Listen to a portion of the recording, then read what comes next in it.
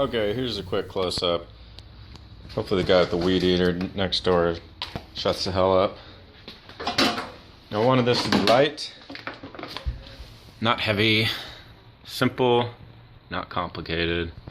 Got these off of a baby stroller carrier thing.